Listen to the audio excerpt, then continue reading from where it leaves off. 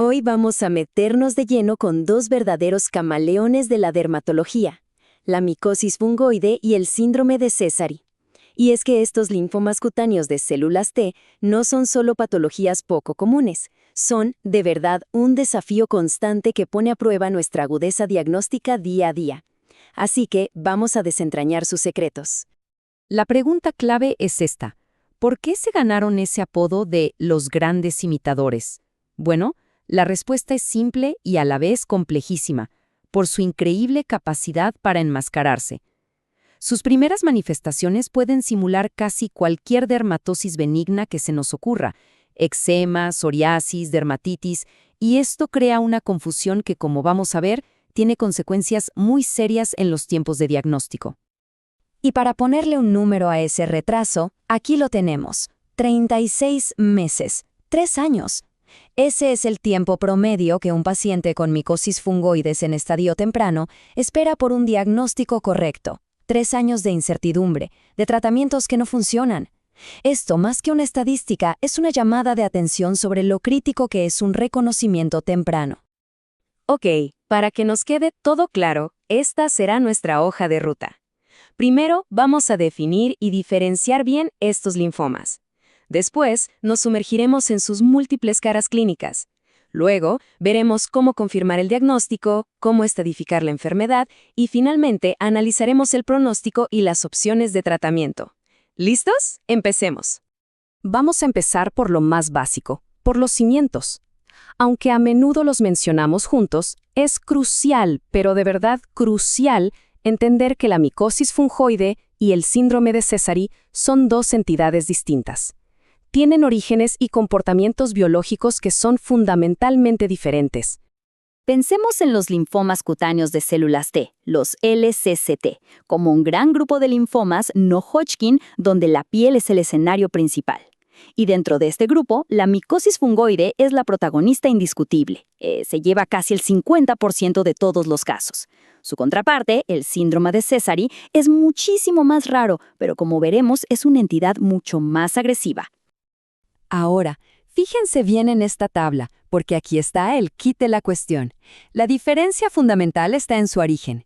La micosis fungoide nace de células T de memoria que residen en la piel, y eso explica por qué al principio tiene un curso tan localizado e indolente.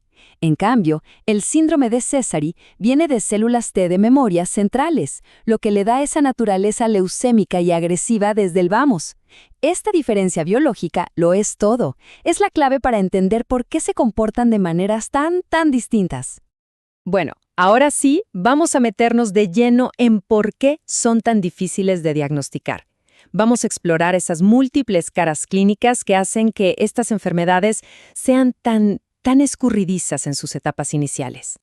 A ver, la progresión clásica, la del libro de texto, sigue 3 etapas. Empieza con máculas, esas lesiones planas, eritematosas que fácilmente confundimos con un eczema. Con el tiempo, evolucionan a placas infiltradas, que ya son más palpables y a menudo tienen formas muy caprichosas. Y la etapa final es la aparición de tumores. Y ojo, un dato clave que no se nos puede pasar, su predilección por áreas no expuestas al sol, como los glúteos o el tronco. Pero, claro, la micosis fungoide no siempre sigue el guión. Existen muchísimas variantes, y aquí vemos un ejemplo perfecto, la reticulosis pagetoide. Es una forma súper indolente, a menudo una única placa que parece psoriasis en un brazo o una pierna. Y esto nos enseña algo vital. Debemos mantener la micosis fungoide en nuestro diferencial, incluso frente a una lesión solitaria que parece benigna. El síndrome de Sézary, por otro lado, es otra historia. Se presenta de una forma mucho más dramática, más explosiva. La clínica clásica es una tríada: eritrodermia, o sea, casi toda la piel roja e inflamada, linfadenopatías generalizadas y la presencia de las células malignas en sangre. Como vemos en estas imágenes, que son muy impactantes, a menudo se asocia con un engrosamiento brutal de palmas y plantas, destrucción de uñas y pérdida de pelo. Y no nos olvidemos del prurito, que en estos pacientes es, de verdad, implacable e incapacitante. Entonces, tenemos una fuerte sospecha clínica. ¿Cómo pasamos a la certeza diagnóstica? Bueno, aquí es donde la correlación clínico-patológica se vuelve todo. Es absolutamente crítica. El pilar del diagnóstico es, sin duda, la biopsia de piel. Y el hallazgo más característico, aunque no siempre está, es el epidermotropismo, esa infiltración de la epidermis por linfocitos atípicos, con esos núcleos que parecen un cerebro. Cuando estos linfocitos forman esos agregados dentro de la epidermis, como ven en la imagen A, los llamamos microabscesos de Pautrier, y ese es un signo muy específico de micosis fungoide. Pero la histopatología sola no alcanza, necesitamos la inmunohistoquímica para confirmar nuestras sospechas. Esta técnica nos permite ver que el infiltrado es de linfocitos T, típicamente CD3 positivos y CD4 positivos. Pero el dato crucial, el que realmente nos orienta hacia la malignidad, es la pérdida de antígenos pancélulas T como el CD7, que como ven en el panel F, está ausente en las células neoplásicas. Esta pérdida aberrante es un indicio fuertísimo de un proceso clonal. Ahora, para diagnosticar el síndrome de Sézary, la cosa se pone mucho más estricta, y el foco se va a la sangre. No basta con la clínica, necesitamos pruebas objetivas y contundentes, un recuento elevado de células de Sézary, o alteraciones muy claras en la citometría de flujo, como esa relación CD4/CD8 por las nubes. Pero la prueba de oro, el requisito sine qua non para el diagnóstico, es demostrar que el mismo clon de células T malignas está tanto en la piel como en la sangre. Una vez que tenemos el diagnóstico confirmado, nuestro siguiente paso es vital: determinar la extensión de la enfermedad. Y usamos la estadificación no solo para saber dónde está el linfoma, sino porque en definitiva nos va a definir el pronóstico y a dictar toda nuestra estrategia de tratamiento. Para la estadificación usamos el sistema TNMB. Tenemos la T de piel, skin, N de ganglios, nodes, y M de metástasis. Pero lo que es particular de estos linfomas, lo que los distingue, es la V, que mide la carga tumoral en la sangre, blood. Este componente es esencial, sobre todo en el síndrome de Sézary. Y como vemos aquí, la evaluación de los ganglios es un paso crucial para diferenciar entre cambios reactivos y una infiltración ya tumoral.